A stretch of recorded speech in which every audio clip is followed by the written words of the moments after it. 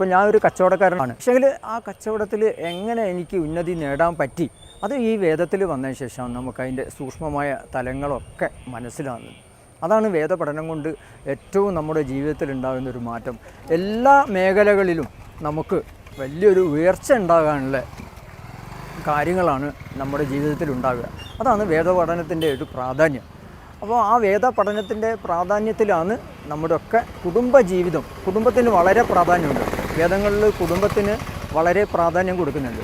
കുടുംബമില്ലെങ്കിൽ നമുക്ക് ജീവിതത്തിൽ വലിയ പ്രയാസമായിരിക്കും. അപ്പോൾ കുടുംബം ഉണ്ടായാൽ മാത്രമല്ല, അതിനെ എങ്ങനെ നമ്മൾ പരിപാലിക്കണം ആ കുടുംബത്തെ, അതിന് നമുക്ക് നമ്മുടെ ആചരണങ്ങൾ വേണം.